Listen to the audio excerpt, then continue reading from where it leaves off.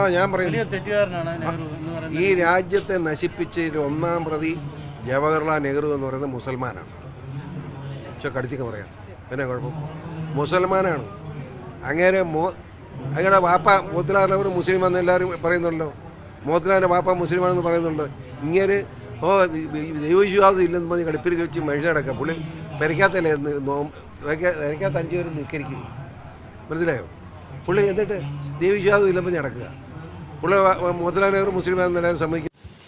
ഞാൻ ഇയാൾക്ക് മറുപടി പറയാൻ വന്നില്ല. ഇയാൾ മറുപടി അർഹിക്കുന്നില്ല. ഇയാൾക്ക് മറുപടി പറയുന്നതിനേക്കാൾ നല്ലത് നമ്മൾ വാഴയ്ക്ക് തടവെടുക്കുന്നതായിരിക്കും. പക്ഷേ ഞാൻ കേരളത്തിലെ മാധ്യമ പ്രവർത്തകരുടെ അവരുടെ നിലവാരം ഒരവസ്ഥ അറിയിക്കുകയാണ്. ഞാൻ നിങ്ങളോട് വളരെ സവിനയം ചോദിക്കുകയാണ്. നിങ്ങൾക്ക് ഈ മാധ്യമധർമ്മം എന്താണെന്ന് അറിയില്ലേ? ഈ സമൂഹം കേൾക്കാൻ ആഗ്രഹിക്കുന്ന എന്തെല്ലാം കാര്യമാത്ര പ്രസക്തമായ വിഷയങ്ങൾ നമ്മുടെ സമൂഹത്തിലുണ്ട്. ഇമാതിരി തൊള്ള കക്കൂസുകളെ എന്തിനാണ് സമൂഹത്തിന് മുമ്പിൽ കേൾപ്പിക്കുക? എന്ത് ഗുണമാണ്? ഇവരൊക്കെ ഇന്നേ വരെ നാവ് തുറന്നിട്ട് സമൂഹത്തിന് ഗുണമുള്ള എന്തെങ്കിലും ഒരു അക്ഷരം ഇവരൊക്കെ പറഞ്ഞിട്ടുണ്ടോ? ഒരു കാലഘട്ടത്തിൽ മുസ്ലിം സമുദായത്തെ പുകഴ്ത്തി മറ്റ് സമൂഹങ്ങളെ എഴുത്തി എന്ന് മാത്രമല്ല, കൈവെട്ടപ്പെട്ട ജോസഫ് മാഷിൻ്റെ കൈയല്ല അയാളുടെ തലയായിരുന്നു പോകേണ്ടിയിരുന്നെന്ന് പറഞ്ഞ അത്രയും വലിയ വൃത്തികെട്ടവനാണ്. ഇയാളെ കാണുമ്പോൾ നമ്മുടെ ഓന്ത് പലപ്പോഴും നാണിച്ചു മാറിയിക്കാറുണ്ട്. അയാളുടെ ഇളം നിറമാറ്റം. ഇതുപോലുള്ള അവസരവാദികളെ പൂങ്കുളം മാനസികാരോഗ്യ കേന്ദ്രത്തിൽ ചികിത്സ കഴിയുന്ന ഇത്തരം സാധനങ്ങളെ പോയി ഇൻ്റർവ്യൂ ചെയ്യണമെങ്കിൽ നമ്മുടെ കേരളത്തിലെ മാധ്യമ പ്രവർത്തകർക്ക് ചില്ലറ ഉളുപ്പൊന്നുമല്ല. നിങ്ങൾ ഈ സമൂഹത്തിൻ്റെ സ്ഥായിയായിട്ടുള്ള സമാധാനത്തിൻ്റെ അവിഭാജ്യ ഘടകമാണ് നിങ്ങളിങ്ങനെ ആയാലും എന്ത് ചെയ്യും? ഇത്തരം വിദ്വേഷങ്ങൾ എന്തിനാണ് സമൂഹത്തിൽ കേൾപ്പിക്കുക? എന്ത് ഗുണമാണുള്ളത്? ഈ നാട്ടിലെ ക്രിസ്ത്യാനികൾ തെറ്റിദ്ധരിക്കത്തില്ലേ? പല ആളുകളും കമൻറ്റ് ബോക്സിൽ ക്രിസ്ത്യാനികൾ ചീത്ത വിളിക്കത്തില്ലേ? എല്ലാ ക്രിസ്ത്യാനികളും ഇയാളെ പോലെ വെറും വൃത്തികെട്ടവരാണോ? അല്ല. ഒരുപാട് സമഭാവനയുള്ള, വിദ്യാഭ്യാസം, വിവരമുള്ള, പക്വതയുള്ള എത്ര ക്രൈസ്തവരുണ്ട്. അവരെ കൂടി ചീത്ത കേൾപ്പിക്കുന്നില്ല. നല്ലവരായ സത്യക്രിസ്ത്യാനികളെ കൂടി ചീത്ത കേൾപ്പിക്കുന്ന പരിപാടിയല്ലേ ഇതൊക്കെ? ഇതുപോലുള്ള വൃത്തികെട്ടവന്മാരെ എന്തെങ്കിലും ഇയാൾക്ക് ചരിത്രം അറിയോ? അയാൾ പറയാണ് അയാളുടെ ചുറ്റുവട്ടത്തിൽ നിന്നുള്ളവർക്ക് ചിരിക്കുകയാണ്. അയാളുടെ ചുറ്റുവട്ടത്തുള്ള ആ മറ്റ് ടീം ചിരിക്കുകയാണ്. ഇയാൾ അതേ മാനസികാവസ്ഥയുള്ളവർ. ജവഹർലാൽ നെഹ്റുവിൻ്റെ അച്ഛൻ മോത്തിലാൽ നെഹ്റു മുസ്ലിം ആയിരുന്നു. അദ്ദേഹം വീട്ടിൽ നിസ്കരിക്കാൻ ആണെങ്കിൽ എന്താണ്?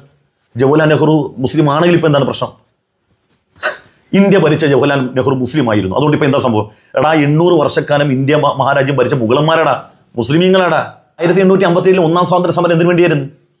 ബ്രിട്ടീഷുകാരെ ഒരിക്കലും മാത്രമല്ല, ബഹദൂർ ഷാ സഫറിനെ വീണ്ടും ആ സ്ഥാനത്തിരുത്താൻ വേണ്ടിയായിരുന്നു. അഥവാ മുഗൾ ഭരണം വീണ്ടും തുടർച്ചയായിട്ട് പോകണമെന്ന് ആഗ്രഹിച്ചുകൊണ്ട് ഹിന്ദുവും മുസ്ലിമും കൈകൂർത്ത് പിടിച്ച് ഒന്നിച്ചൊന്നായി 1857 ബ്രിട്ടീഷ് സർക്കാരിനെതിരെ സമരം ചെയ്തിട്ടുണ്ട്. അതിന്റെ ലക്ഷ്യങ്ങളിലൊന്ന് ബഹദൂർ ഷാ സഫർ വീണ്ടും ഭരിക്കണമെന്നാണ്.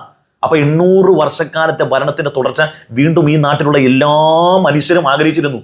എന്താണ്? ഇനിയിപ്പം നെഹ്റു മുസ്ലിമാണ്. ജവഹർലാൽ നെഹ്റു മുസ്ലിം ആയിരുന്നു പോലും. കാരണം അദ്ദേഹത്തിന്റെ പിതാവായിരുന്ന മോത്തിലാൽ നെഹ്റു രഹസ്യമായിട്ട് നിസ്കരിക്കാറുണ്ടായിരുന്നു എന്നുള്ളതാണ്. ഒരു കാര്യം ചെയ്യും, ഈ മോത്തിലാൽ നെഹ്റുവിന്റെ വിഷയത്തിൽ നിങ്ങൾക്ക് ഉറപ്പ് കിട്ടി, ജവഹർലാൽ നെഹ്റുവിന്റെ വിഷയത്തിൽ ഉറപ്പ് കിട്ടിയിട്ടില്ലല്ലോ. നിങ്ങൾ ഇപ്പൊ ആള് ജീവിച്ചിരിപ്പില്ലാത്തതുകൊണ്ട് തുണി വെക്കി നോക്കാൻ വഴിയൊന്നുമില്ല. അദ്ദേഹത്തിന്റെ കുഴിമാണോ ഒന്ന് തോണ്ടി നോക്ക്. എവിടെങ്കിലും എന്തെങ്കിലും അവശിഷ്ടം കിട്ടുകയാണെങ്കിൽ അതൊന്ന് പരിശോധിച്ച് നോക്ക്. ഫുള്ളാണ്, ഹാഫാണ്, അപ്പോൾ അറിയാൻ പറ്റും അദ്ദേഹം മുസ്ലിം ആയിരുന്നു അല്ലേ എന്ന്. ഈ സമയം വരെ അദ്ദേഹത്തെക്കുറിച്ച് ലഭ്യമായ വിവരം അദ്ദേഹം മെറ്റീരിയലിസ്റ്റ്, ഒന്നാം തരം മെറ്റീരിയലിസ്റ്റാണ്. അദ്ദേഹത്തെ മുസ്ലിമാക്കി നമുക്ക് പ്രശ്നമൊന്നുമില്ല. അദ്ദേഹത്തിന്റെ പിതാവ് മുസ്ലിം ആയിക്കോട്ടെ, എന്താ വിഷയം? നിങ്ങൾ 2 കൊല്ലം കഴിഞ്ഞാൽ മഹാത്മാഗാന്ധിജി മുസ്ലിമാണെന്ന് പറയാനിരിക്കുകയാണ് കമ്മിങ് സൂൺ. കാരണം എന്തുകൊണ്ടാണ്? മഹാത്മാഗാന്ധിജി ഉൾപ്പെടെയുള്ളവർ പറഞ്ഞിരുന്നു ഇന്ത്യയിൽ ഉമറിന്റെ ഭരണം മരണമെന്ന്, ഖലീഫ ഉമറിന്റെ ഭരണം മരണമെന്ന് ആഗ്രഹിച്ചിരുന്നു, പറഞ്ഞിരുന്നു. അപ്പൊ 2 കൊല്ലം കഴിയുമ്പോൾ പറയും ഇസ്ലാമിനെ ആരെല്ലാം സപ്പോർട്ട് ചെയ്തിട്ടുണ്ടോ, ഇസ്ലാമിന് ഏതെങ്കിലും ഘട്ടത്തിൽ നല്ലത് പറഞ്ഞിട്ടുണ്ടോ, ഇസ്ലാമേതര സമൂഹത്തിൽ നിന്നാണെങ്കിൽ അവരെല്ലാം മുസ്ലിം ആകും എന്നുള്ളത് പുതിയ കാല ചരിത്രം അങ്ങനെയാണ്. അതുകൊണ്ട് ഇവരൊക്കെ ആയിക്കോട്ടെ എന്ന്. ഇനി നിങ്ങൾക്ക് ഉറപ്പില്ലാത്തവരെയൊക്കെ നിങ്ങൾ തുണി വെക്കി നോക്കാം, കാണാൻ പറ്റും. ക്രൈസ്തവ വിഭാഗങ്ങളെ എന്നല്ല, മുസ്ലിം അല്ലാത്തവർക്ക് ജീവിക്കാൻ അവകാശമില്ലെന്ന് ചിന്തിക്കുന്ന ഒരു തലമുറയെ വളർത്തിക്കൊണ്ടുവരുന്നത് ശരിയാണോ എന്ന് മുസ്ലിം സമൂഹം ചർച്ച ചെയ്യണം എന്ന് അഭിപ്രായം പറയാൻ ഞാൻ മടിക്കുന്നില്ല. മുസ്ലിം ഇപ്പുറത്തെ കാറ്റഗറിയിൽ മുസ്ലിം. എന്നിട്ട് മുസ്ലിമീങ്ങളല്ലാത്ത, അതിപ്പോൾ നിലവിൽ ഇവിടുത്തെ പ്രബല വിഭാഗമായ ഹിന്ദുക്കളും ക്രിസ്ത്യാനികളും ജീവിക്കാൻ അർഹതയില്ലാത്തവരാണ് എന്ന മുസ്ലിം സമൂഹത്തിൻ്റെ അത്തരത്തിലുള്ള ചിന്താഗതി ശരിയാണോ എന്നാണ് PC സമൂഹത്തോട് ചോദിക്കുന്നത്. എൻ്റെ പൂവിനെയും വണ്ടിനെയും പൂമ്പാറ്റയും തേനിനെ സ്നേഹിച്ച വിശാല ഹൃദയമുള്ളവനെ ആരാടാ ഇത് പറയുന്നത്? നീയൊക്കെ ആരാണെന്ന് RSSന്റെ നേതാവായിരുന്ന വിദ്യാസാഗർ ഗുരുമൂർത്തി പറഞ്ഞു തരും. അവിടെ കേട്ടുകൊണ്ടിരിക്കുന്ന മനുഷ്യരൊക്കെ നീ പറയുന്ന തൊടാതെ വിടുമെന്നാണ്. ഇവിടുത്തെ ഹിന്ദുക്കൾ പൊട്ടന്മാരാണെന്ന് നിങ്ങൾ വിചാരിക്കുന്നത്? ബുദ്ധിയുള്ളവരാണ്. കാലത്തിന് മുമ്പേ അവർ പഠിച്ചു പറഞ്ഞു നീയൊക്കെ ആരാണെന്ന്. കേട്ടു.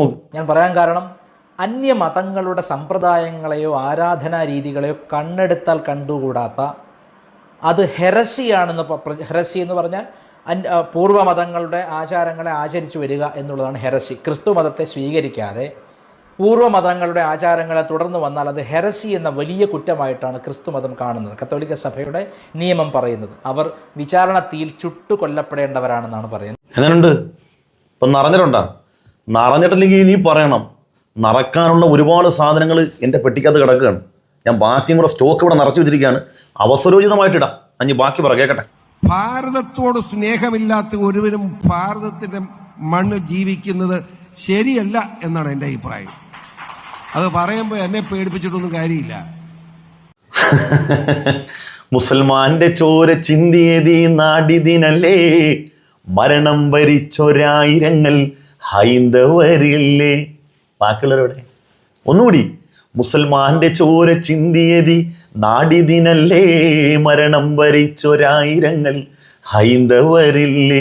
ബാക്കിയുള്ളവരുടെ അവരെ സ്വാതന്ത്ര്യ സമര സേനാനികൾ ഒളിച്ചിരുന്ന സ്ഥലം കാണിച്ചു കൊടുത്തു.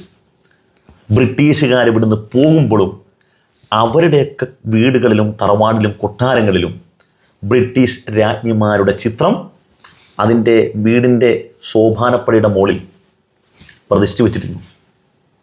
ഇങ്ങനെയൊക്കെയായിരുന്നു. ഞാൻ വെറുതെ പറയല്ല, തെളിവ് ഞാൻ നിരത്തി തരാം.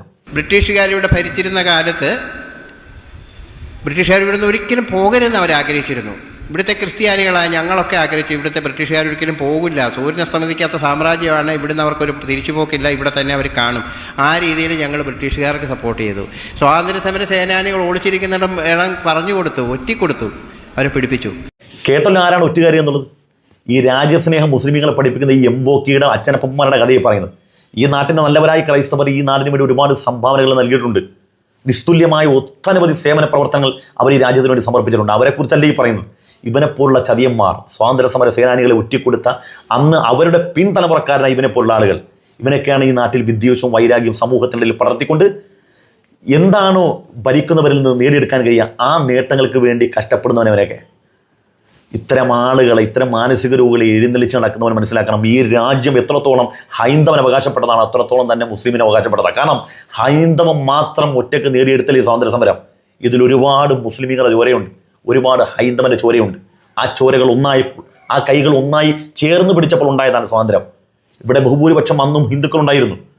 അവർക്ക് ശക്തി പകരാൻ, അവർക്ക് ബലം പകരാൻ ഒരു മുസ്ലിം സമൂഹം കൂടി ഒറ്റക്കെട്ടായി അവരോടൊപ്പം ഉണ്ടായപ്പോഴാണ് ഈ സ്വാതന്ത്ര്യം എന്ന് പറയുന്ന ഈ നമ്മൾ അനുഭവിക്കുന്ന സുഖങ്ങളൊക്കെ ഉണ്ടായത്. അതുകൊണ്ട് ഏതെങ്കിലും ഒരു സമൂഹത്തെ അണ്ടർസ്റ്റിമേറ്റ് ചെയ്തുകൊണ്ട് ഞങ്ങളെല്ലാം വലിയ ആളുകളാണെന്നും ആരും വിചാരിക്കേണ്ട. ചരിത്രം അറിയുന്നവർക്കറിയാം ആരാണ് ഒറ്റുകാർ, ആരാണ് രാജ്യസ്നേഹികളെന്ന്.